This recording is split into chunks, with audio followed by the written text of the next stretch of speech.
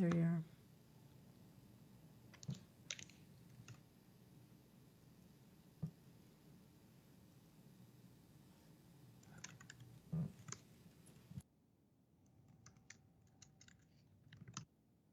I got the music. Welcome to the Intern Whisperer Live, the show about all internships and how to excel and do well. This is Matt. This is Isabella. A reminder to our listeners, you can call us live on the air. The phone number is 407-582-2906. You can also chat with us online through Intern Pursuit's Facebook Live chat. And we have some really exciting news. We're going to be revealing our new logo. Stay tuned. It's going to be seen later this week. All right, coming up in this episode of the Intern Whisperer Live, we're going to meet Louis. Do you want to help me with Orbegoso. Orbegoso, our guest for tonight's show, inspiring leaders, and our wild card topic, California living. So how can you find us? You can find Intern Pursuit on Facebook, LinkedIn, Twitter, Instagram, and YouTube. You can also find our Intern Pursuit game on Facebook and Twitter, and you can listen to us live on mixlr.com/Valencia College Radio and follow Intern Whisperer. You can watch us live on Facebook, and you can call us live on the air. The phone number again is 407-582-2906 and chat with us online. So we're hoping that we have some of our traditional followers keeping up with us. Who's our first patron, Matt? RB Advisory. RB Advisory offers cybersecurity services to businesses worldwide. They're security specialists for cloud, computer, network, and compliance issues. RB Advisory addresses active threats to organizations, patching network vulnerabilities, and preventing future attacks to your business and information. Their website is rbadvisoryllc.com. Thank you, RB Advisory, for being a patron of the Intern Whisperer. So for our listeners, we normally have all of our really great game music that we play, and tonight we do not have that available, so no worries. You'll be able to hear that again on our next show. So tonight's guest is Louis Orbegoso. So we want to, before we go and start talking with him, I want to share some additional updates. Students, if you want to join our startup team and be an Intern Pursuit student influencer or brand ambassador, go to internpursuit.tech/careers to check out the job descriptions and apply to be part of our superhero team. And we're inviting employers of all types and sizes to be a part of our early adopter beta program. Early adopter employers will be accepted to participate, and you get some special perks. So contact me, Isabella, at internpursuit.tech for more information. So welcome, Louis. Yay! Welcome. I'm so happy. How's it going? So we're still working through some things. You know, you might be appearing on the screen here. We're not sure. We're going to see how it goes. I'm going to let Matt kick off with the first question.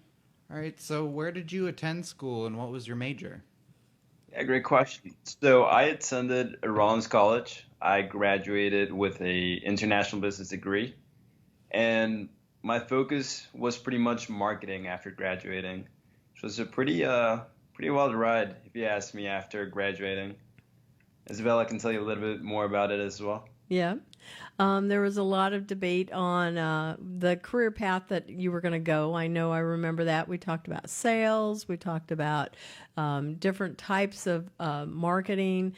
And so some of the clients that you worked with when you were in your internship with me was Details Flowers. That was one of the clients that you worked with. And she's like killing it right now. She's gotten, more money. She's actually getting more clients. That's more desirable than getting money, honestly, is to have clients. So you don't need people's money. But she's doing really, really well. Glad to hear. Corinne, right? Yes, Corinne Heck. Yeah, she hasn't come on as a guest yet. I still have to get her scheduled to come on the show. Yep. So why don't you tell our listeners what is it that you were doing when we were working with Corinne? Because it was a sales aspect of it. Do you remember what you were doing? Yeah, it was. So pretty much once I came in, we were trying to revamp her sales tactics, right? She had like a script as to what to tell florists that she was trying to reach out to. How to engage them, kind of getting to know building that personal connection with them, so that Details Flowers is not just another technology for florists around the world, but it was the technology for florists through that connection. That is so true. The technology. That was key. And she would just love you to pieces for saying that. That is true. And she gave us the scripts. The challenge that you and I had is that we were new into this type of an industry. So we didn't know necessarily how to connect. And that was certainly a challenge. But she was very, very patient and trying to make sure that we had not trying. She gave us, scripts and the coaching that we needed to be able to do that. But it's really a challenge when you go in and you're trying to do cold calls and even warm calls. And so that's where I think we learned a lot. What'd you say, Matt? I imagine, because I have no idea how to do that. Yeah, That's takes that's a lot definitely a skill to learn. A lot, yeah. And Lewis and I would split up, and one would be in one area, and the other would be in the other. We would kind of like listen to each other and be able to say, "Okay, well, you said this and this and this. You need to do this." So it's something that you have to have pretty tough skin for, don't you think, Lewis? Oh, definitely. Sales, you gotta have a tough skin. You can cry once you get home, but with the customer, you can literally just, you got to stick to the script. Yep, I agree. It's cry when you go home. That's exactly right. So what were some of the other things that you worked on? Because I remember that you and I worked on a business plan for Pivot. Yeah. And that was something new that you hadn't done before, and that was a labor of love also there. So see, that's one of the things that really, I really truly took away from that internship. Once I came into Pivot as an intern, I really didn't know what to expect. It was, one of my new internships at the time. I was a junior, or a senior rather, and I had only done marketing plans, business plans for a class project, but never for like a real world situation. So when you approached me and say, you know what, Lewis, besides Details Flowers, I need to tell you something. I'm about to pivot. So I need to redo the business plan for the company, and I need you to help me out. I was just like, okay. So just trying to put my skills right, especially marketing. I loved how really you just empowered me to stick to that. It's like, all right, so I need you to tell me everything about marketing. What do you think is going to help out Pivot? And I'll let you do you. You just come to me if you need any help. So it's really that, platform that you put your interns in that help them develop, their own skills, what to get out of it. And hopefully the business plan that we made, because I know we made several changes to that. Different interns came in and also added on to that. They sure did. Yep. And even still with that one, it was always morphing and evolving. And I think that's the takeaway for anybody, is that a business plan is a living, breathing document. We used IBIS World to go and pull any of the market research so we would know how big the market opportunity was and what was out there. We also had one of the things that I wasn't doing at that time that I now do is a lot more customer discovery.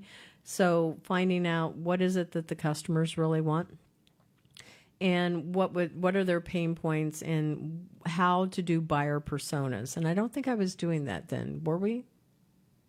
We weren't. For the most part, I think that we were just sticking with, business plan, marketing. I know you were staying in touch with your legal advisor, how to get the contract going, and pretty much how we were going to get paid, right? Right. The business plan, main goal is to also get paid. Right. And so the services that Pivot started doing, it wasn't as clearly defined, so it was kind of broad in scope. I've since refined it down so it's HR consulting, and I focus on process, anything that's a process that has to be documented, which means that I can write business plans. I do bigger business plans that are going to be scaling. That's really where my focus is now. And then I've also done training. I've got certified in, I don't know if you know this or not, Lewis, but certified in a tool out of Denmark called Estimate, so I can do personality assessments. Congrats. Yeah, thanks. And it has a grit score, so I can focus it towards entrepreneurs. And then the other thing is I've put together workshops. So I have one workshop that I've been running on a monthly basis. It's on design thinking and how that actually stimulates the juices inside of the company. You know, all of the people, gets them together so that there's more of a team approach to that problem that they're trying to solve.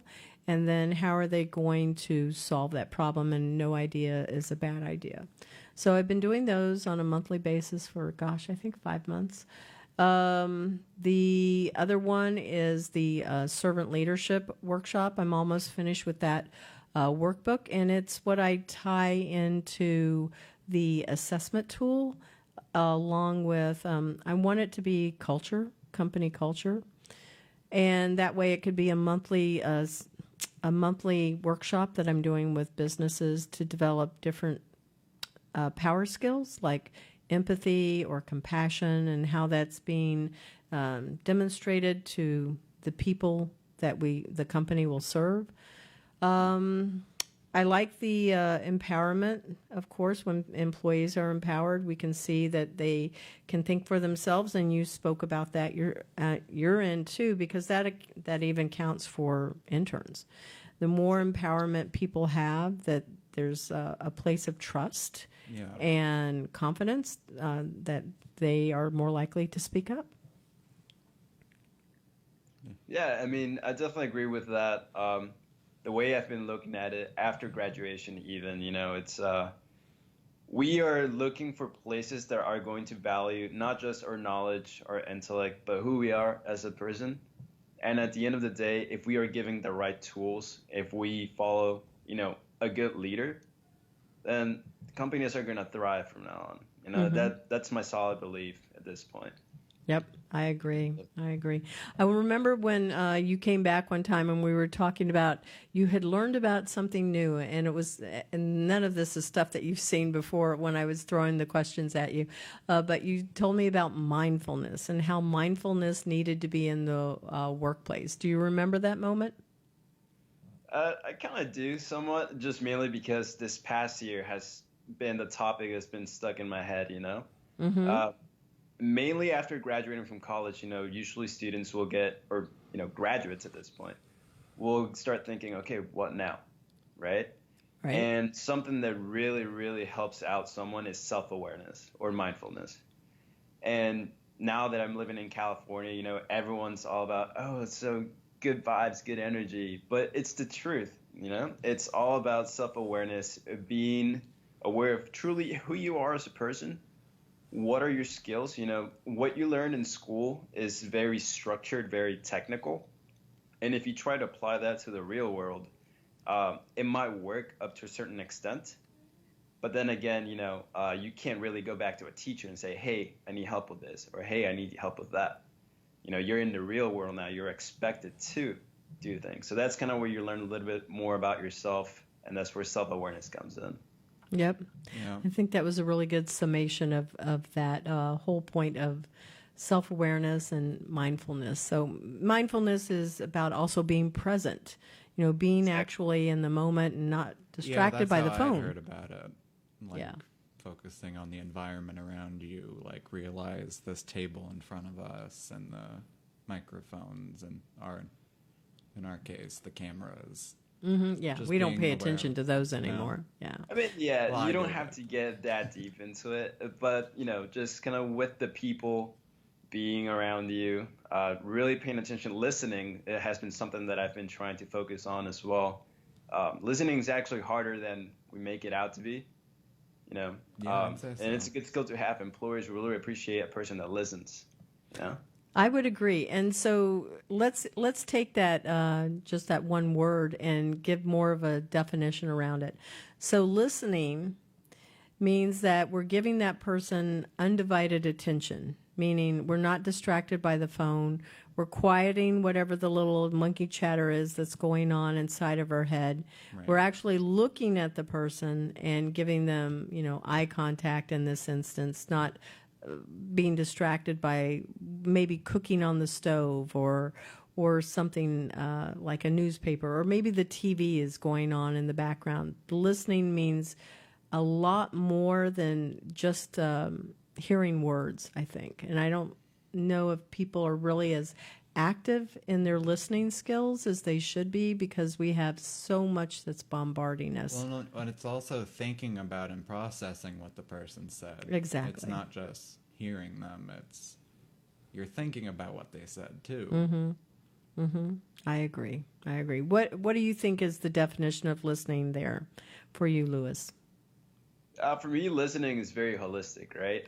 I would use active listening just because it's more of a proactive verb at that point. Listening is an active skill. So basically, like Matt was saying, it's not so much just taking in the information, but also reacting, what to say, what to do afterwards is what really counts, Yeah. So good listening leads to good action, in my opinion. I agree. Yeah. And then from there, it's just like, it's pretty much, as in marketing terms, A/B testing, right? So it's kind of like you put in something out and you make a test. Does it work or not? And then from there, you just go on and on and on and keep experimenting. Yep, I agree. So the one of the other things that you and I would have often, many talks, I guess, or sharing of dreams and goals and things like that. And I remember that you and I would do that quite frequently. And you saying, "Wow, this is like the most personal relationship that you had ever had before with a boss." And I went, "Really?" That was always, it struck me as kind of funny, because I felt like inside the culture inside of my company is one where we should be able to talk about things that are bothering us, or things that we want somebody to know to better understand how to communicate with us or relate with us, or just know what it is that's going on in our personal life that could be impacting the job. And I think that that's It's rarer than it should be. yeah. But it doesn't mean that it's the excuse for why something's going on. It doesn't mean that somebody gets to have like a free pass and let it go. Right. But there's this place where those aspects of life really do have an impact, and they do ebb and flow out of work. Certainly flows into our personal life. Personal life does flow into our work life. And there's this place of, we need to feel we're in a safe space where we can say things. So I feel like that was what I was hoping that I could teach you, is that it's okay to share things, that as long as you feel that you're in a safe place and you can share something, that you should go ahead and do that. You shouldn't have that big separation. Well, tell me, since you've been in California and you've worked a couple of jobs there, have you found that there is a culture where people can talk a little bit more freely, or is it more very structured? Everywhere. So if there is anything that California just kind of like, struck me as, is a very open place. That's one of the reasons why I moved as well. I just wanted a change of environment. It's kind of more like open thinking, a little bit more of connecting with others. Now, something that I also discovered was not so much with connecting with others, but learning when to connect, right? Because sometimes you can fall into this trap of, especially in the populated cities like Los Angeles or San Francisco, people will get to know you just to see how much you can help them out. I know this sounds a little pessimistic, but sometimes people only want you for what you can offer them and then move on. Yeah. Whereas in companies, it's kind of like, like you said, in Pivot, you have to set that culture. It needs to be strong. Be able to tell them, all right, I'm here for you, whether it's work, whether it's life. And it works especially for the smaller companies, because at the bigger companies, you're always working. You have to get it done. You have to meet certain goals. So it depends really on the type of company that you're working in and how strong the culture that you establish is. Yep, I would agree with that. But one of the things that I've seen, because I've worked in some really large companies too, one was the Nature Conservancy, a nonprofit. It's global. But something that I've observed, whether it's Siemens, and I've talked to friends that work there, is there's still... My dad worked there. Oh, okay. That's cool. There's still little microsects of the the group microcosms of that same kind of thinking. I believe we're meant for relationship. We're built to have relationships with people. And that means that they need to be, genuine. They need to be authentic type of relationships, not where we're trying to place blame or point fingers or anything like that. It's more of how do we come together to manage goals and hit goals. So you mentioned that really big companies have goals. It's really important for small companies to have goals. And so before on the show tonight, I was talking with the software team to really work with them to improve the communication so that they would be able to hit the goal of having something ready by the end of this week. And that just requires that people communicate a lot, that there's that active listening that you use, that's true, that they're really engaged or not distracted by something, especially my team. A lot of my people are all remote.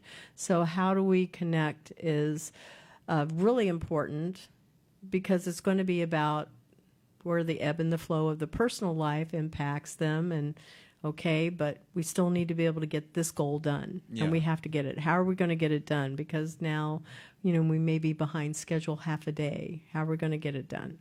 Mm-hmm. Yeah, and that's the relationship part where people are pulling together as a team and going, okay, well, I can do this and this and this, and somebody else will say, well, okay, I can do this, and I'll have it done by this time, and it may not be in traditional work hours either. So I think it's the flexibility of the culture but of the people that are on that team, and having, because I was talking about personality assessments, making sure that you have people that want to talk and be able to share. Exactly. I have somebody on the software team that it's been, sometimes a struggle to be able to get him to open up. But man, he's like come out of his shell in the past few weeks, and I'm really glad to see that. Highly communicating at a much, not just words coming out, but participating and being actively involved and really solving the problems. That's great. It is good. I'm really happy to see that too. Yep.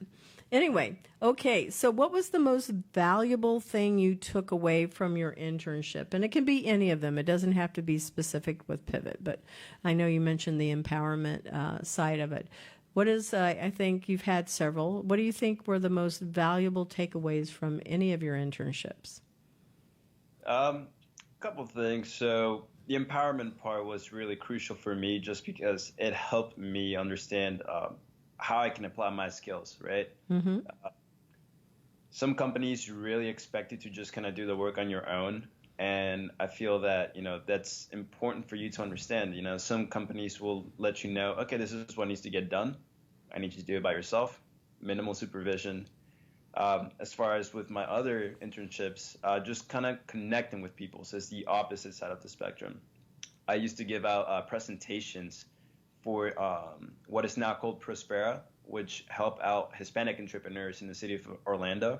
Mm-hmm. And basically all I did was give presentations to those entrepreneurs as to what are the resources that we offered, what are some of the financial goals that they should be trying to achieve, starting out year 1, year 2, et cetera, and just, other tidbits as to how to become a successful entrepreneur.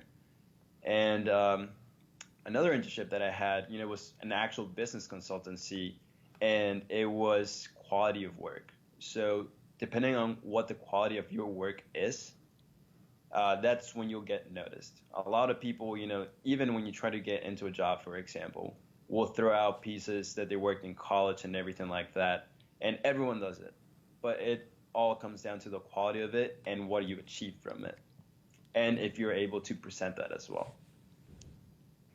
You know what? When I'm thinking about the empowerment, the takeaway that I hope that comes out of it is the ability to solve the problems and critical thinking. So empowerment is good, but I think it leads to critical thinking and the problem solving. And usually what I say to people now is I go, what can you take off of my shoulders? Because that's the biggest takeaway for me. And when I talk with students and I say, okay, if you're going to go and interview with people, you want to find out during that interview, what are their problems? And do you see a solution? And can you offer a solution when you're having that interview? or be able to even be so bold as to say, well, I'd like to be able to take something off of your shoulders. So to do that, I'm going to need a chance where you'll bring me into the company so I can show you what I can do. I think that coming in with that kind of boldness and the ability to feel that you are empowered, but use those critical thinking and problem solving skills, that's going to be really huge. And I think key to that. Yeah, and you need to be confident and empowered in Oh, yourself absolutely. to overcome those challenges and such. Yep, I agree. What are your thoughts, Lewis? I feel like it's overall personal development at that point, you know? Internships, they really helped, not just for me, but, you know, anyone that might take an internship, really help out discover who you really are, you know, as a person, in your field of work, etc. It's overall personal development. Always work towards a bigger picture.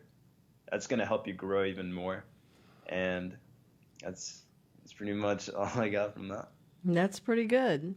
So why do you think students should take internships? Because sometimes they take just one, and I'll tell them, oh, take as many as you possibly can, because I think it really broadens your a student's ability to see different industries and different jobs, and then pay attention to different people in that company, and really come in and just realize I'm not just there to do this job, but there's like a lot that goes on in a company, and to really think about it very differently, holistically. Honestly, you use that word.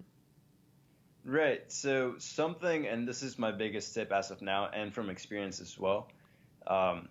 Internships really put into work what you learn in college or university, or even if you don't go to college, just getting an internship with a high school diploma nowadays, is just to develop that practical skill, that technical skill that you need. At the same time, employers are now considering internships, right, as work experience.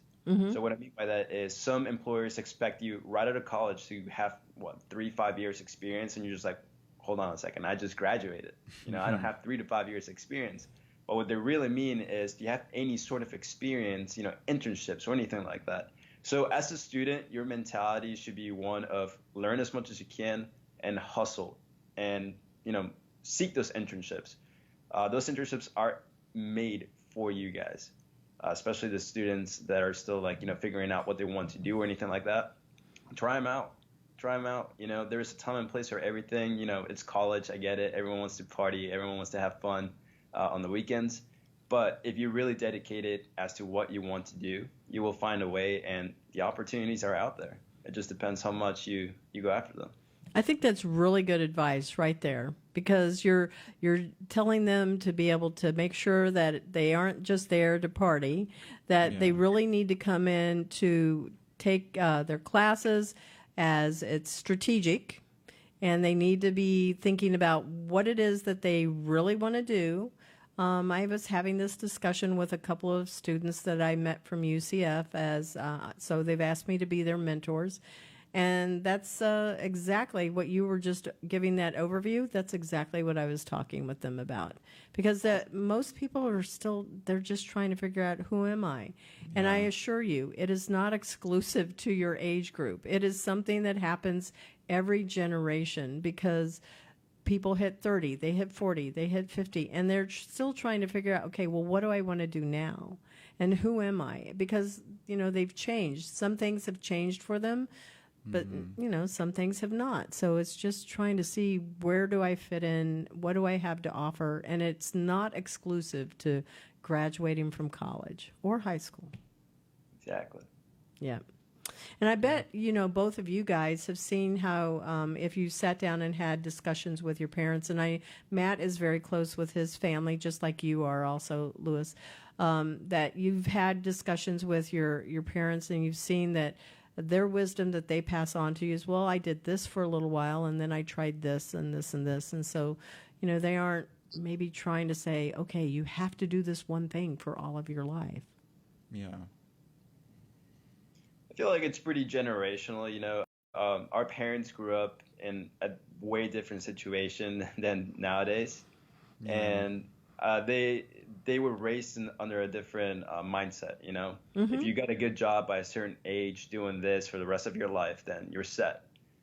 And I feel like for people like us, for us, it's more of like, okay, like what can we do to actually improve this? It's not so much going through the motions, but having fun, having, some sort of value while doing the motions.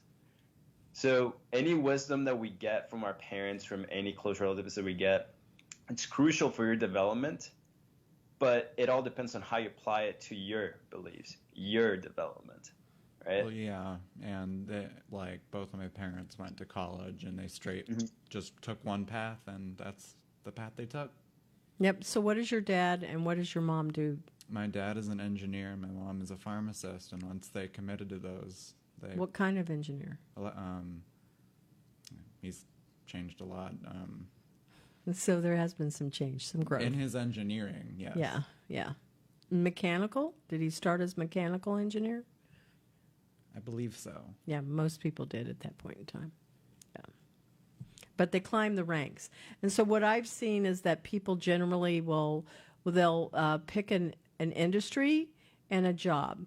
And then after about 5 years, it's usually about a 5-year span of time, they'll get quite a bit of industry knowledge, and they're comfortable. They feel like, okay, I know what I'm doing. I know my job. I understand the industry. I feel like I'm ready to make another change. And so they'll either change to a new industry, and that's why they move jobs, because maybe, they want to try something that looks like a better opportunity, or they'll make a vertical move within that company so that they can do something more that's a management role. And I think that's really where people are choosing career paths, and they're thinking, okay, well, what is that next span of time, that next step that I want to take in my life, so that I'm actually, using my knowledge and also this experience, and I have a goal of being able to achieve X, whatever X is. Yeah. Louis, what do you think? I think that's solid advice right there. The other day, actually, I was watching. You guys remember the movie Risky Business? Oh, yeah. There's one scene, and just for the sake of the conversation, I won't say the direct quote, but sometimes you just gotta say WTF. Sometimes you just gotta go for it. Sometimes you just really gotta put yourself out there. And a lot of people nowadays don't have what it takes to survive, in an industry that requires their all to be in that place. But that's how you grow, to be honest. Everything that you've ever wanted is on the other side of fear, and you only got one life. You have nothing to lose, pretty much, No, and I agree with you. It's like people let fear hold them back rather than going, okay, well, what's the worst thing that can happen? Because that's honestly how I talk to myself. What's the worst thing that can happen if I don't do this? What's the worst thing that can happen if I do this? And then I sit here and go, okay, well, whatever it is that's holding me back, I've actually addressed it and I've moved on. And I go, okay, I'm going to go ahead and try it. Because if I don't try it, then I'm going to be regretting that I didn't try. And I don't want to have that as a regret. Yeah. Yep. Usually give myself something that has helped me out. It's the 5-minute rule, right? So if it's kind of like, fear or anxiety, or just kind of like one of those feelings that just puts a hold on you before acting, I just give it 5 minutes to take over. Because what you need to understand is fear, anxiety, or anything like that is natural. It's a natural part of being a human, right? You can't really block it. However, after a certain time, it will start affecting you. So that's why I do the 5-minute rule.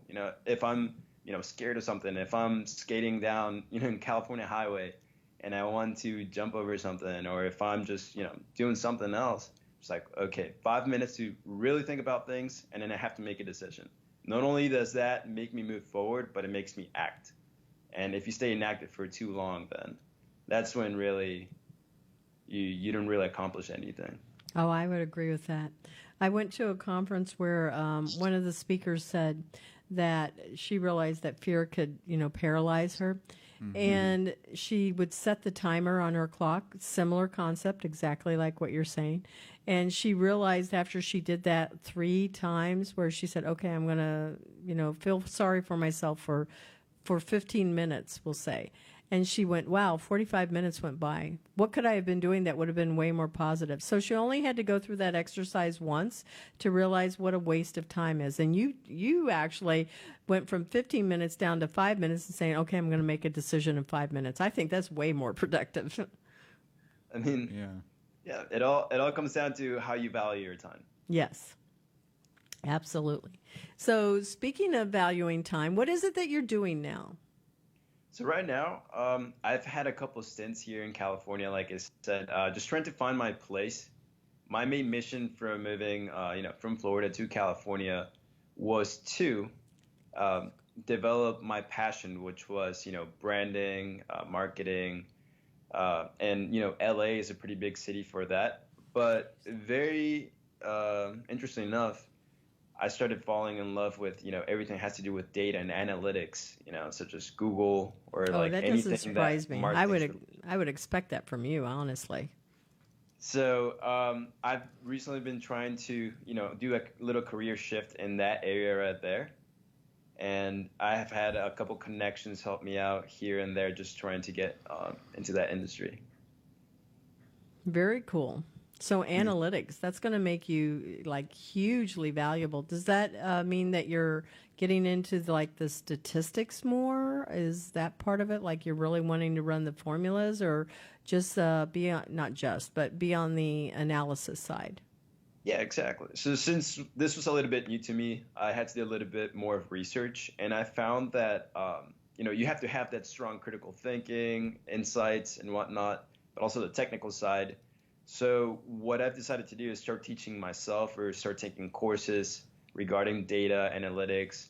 In fact, I found a website that most Ivy League colleges put on some free classes there, and you're able to take them. And it's kind of like one of my new perspectives of this year. It's preservation through self-education, right? Education never ends, even after you graduate or anything like that. I feel like it's going to help me out. That's what I'm doing. Pretty good. So I'm kind of curious, is Annalie Rowland somebody you know? Who is it? I think it's Annalie Rowland. Is that someone you know? Aniely? Doesn't sound familiar. Okay, I didn't know because somebody was waved at us waving on to us on Facebook. our show. And I went, okay, I don't know. I don't know this name. I didn't know if you knew the name. Nope. So none of us know the name. All right. But welcome. We want to tell her welcome. Thank you for watching anyway. Yeah, that's We'd exciting. like to know you. Yeah. So just write us a little note. Tell us a little bit more about who you are in that chat. That's always a good thing. Anyway, so you know Damien. Damien got a job working with one of my clients. I brought him in to, come in here, and he went through the MBA program at Rollins also. But were you in classes with Damien? I'm really curious about that. So the thing with Damon is we go way back. Back when we were freshmen, I met him when he came from Mauritius. He was he was joining the wakeboard team, and he was a transfer student. So I've known him as a freshman. Then sophomore year, we were actually roommates for a semester. Amazing. So we just hung out, we just lived the college lifestyle. I know he really wanted to get into business, and sometimes, I would just walk into the room and he'd be speaking French to his parents. So I would try to learn a little French here and there as well. But yeah, awesome guy. I'm glad for him he got that position. Who's he working for now? It's affiliate manager, but he actually is going to be going back home to work in his family business. So I think he has one more week here. He had to sell the boat. He had to sell yeah, he's taking his cat with him. Did the cats live with you also? No, this was at the on-campus housing. Gotcha. Yep. Yep. So, when I had looked on Facebook and I went, oh my gosh, you knew Damien. And I went, but how could that be? But I know you were thinking about doing the MBA program. So you guys would have been in that MBA program together too. Mm-hmm. Yeah. So, I decided to move and he stayed. And Mario also. Mario is also another close friend. Yeah. Yeah, and Mario and Damien and Pam have all been on the show, and it's just so funny. Now you met Pam through your internship. Mm-hmm. Pamela. Well, not Pam, Pamela. I should say that. So that's just what a small world. And it's like, I did not know that there were these other, I mean, Pamela I knew, but I was surprised with Damien. And when I had to sit back and think about when you first started with me, I went, no, that actually makes sense. They should have been in school at the same time. So small world.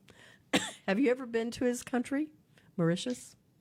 Never. I haven't explored that side of the world. Yeah, that's still one on my bucket list. Oh my gosh, it sounds like it's, well, where it's like is it? 12, 13. It's in Madagascar. It's over there by Madagascar. Oh. It's on the other side of the world, so it takes a long time to get there. Yeah, it sounds like. Yeah, and he was, Damien was telling me how he's going to have to take his cat, and the cat is going to be in, he's got two cats. And so they're both going to be going in the plane, you know, not carry on, but actually going into wherever the pet section is in the plane. So, yeah, I hope it's first class for pets. Yeah. Anyway, so if you want to be in touch with him, you might want to do that before he takes off. Right. Will Because do. he'll be in a different day and a different time zone. About as opposite as you can get. Yeah, pretty much. Anyway, so who are some great leaders that have inspired you, given you, you know, something to really, you know, bite off and chew? Who are these people? They can be living, dead, personally known, your parents, it can be Jesus, it can be, you know, anywhere in that spectrum that is somebody Between you know or parents somebody and you don't know. Jesus. The spectrum between your parents and Jesus. Well, not really. It can be people you don't know too and people you've read Yeah. about. Right. For me, I mean, it's pretty scattered. It's all over the place, to be honest. You know, I can easily say you have been one of those mentors up till, you know, 24 years of life right now that I've had the pleasure of, you know, working with. The thing that I got from you was that empowerment aspect and really knowing what your skills are. My parents definitely, you know, they literally left their lives behind to give me and my brother a better life here in the States. We're from Peru, and we moved here like 14 years ago. So just making that change, I guess me and making this change to move to a different state, kind of experiencing probably what are some of the things that they had to go through. I mean, imagine doing that with a family, changing jobs, careers, and all of that. Country. Oh my gosh. The country, the culture, pretty everything. big move. Other than that, I do follow this one person. I don't know if you guys have heard of Simon Sinek. Oh, yes. It's like a thought leader, pretty much. And the thing that I love about, you know, his new books, like figuring out the why you do things and, you know, how to be a good leader. I feel that he's that person that is not seeking to make, you know, like a change in the technicality of the world, but change in people. And that's what I really want to focus my goals, you know, my career on. How to build a better mindset for people moving on forward. So that's someone that has really, especially the past 2 years, I've really followed. So he's really good. Well, thank you for those kind words. I really appreciate that. And I know how much your parents mean to you. And I love Simon Sinek also. You know, his latest book is Leaders Eat Last. And I haven't read that book, but, you know, I've heard really good things. I've heard him speak about it. And it just sounds like the same principles of servant leadership. And I know you and I, when I first told you about servant leadership, you went, what? How is that even possible? But it sounds like you've made that shift into thinking about how there really is a place for servant leadership because you're focusing on the other people that are in the organization. Yeah, exactly. You know, it's all about figuring out who you want to be in life. I can't remember who said this, but there's this really one good quote is, the most two important days of your life are the days that you're born and the day you find out why. And today, up to today, like that's the best quote I've ever heard, probably. So That I'm is just true. excited to figure out, you know, like what life is and what's to come and helping other people do that. What else can you want, you know? So you're over there in Long Beach. Where is Long Beach located? It's on the southern end of California or the Yeah, northern? it's definitely SoCal. It's probably about 40 minutes away from LA, depending on the traffic. You So know, it's always usually, warm. Trust me, the 405, 605, once it's get congested, 2 hours at least before you get to the city. But I live literally 3 blocks away from the beach. Can't complain. Oh my gosh. Wow. Yeah, You got I've seen a super few of your lucky with pictures that. on Facebook, and the mountains and the views are just Yeah. amazing. And I have family that lives in San Francisco, and I've been there, Mhm. gosh, 3 times, and I just love it there. It's so beautiful. Yeah, the mountains were a sight for me. I was just like in Florida. I was just like, mountains? Where?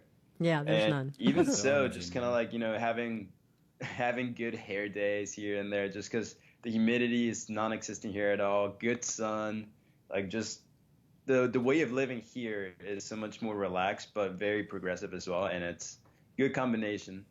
I enjoy it so far. Good food, I'm sure. Well, let's go to our second sponsor. I mean, our second patron. So let me Patron. correct myself. Yes, thank you. Yes, the Simplicity Solutions Group. Simplicity Solutions Group specializes in web design, development, hybrid mobile, and custom web apps built on proprietary application framework. They help businesses thrive in the digital age from web design to records management software. Their website is simplicitysolutionsgroup.com.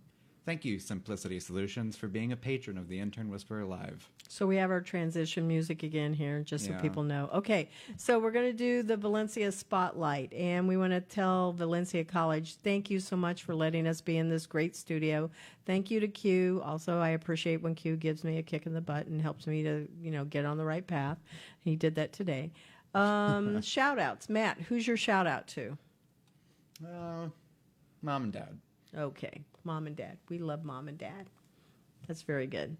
Lewis, who's your shout outs for? A random shout out to my girlfriend, What's her name? Leanne.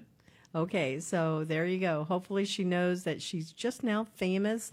Everybody will know that she is your girlfriend through iTunes, Spotify, Stitcher, Google Play, and Podbean, along with Yes. this Facebook Live.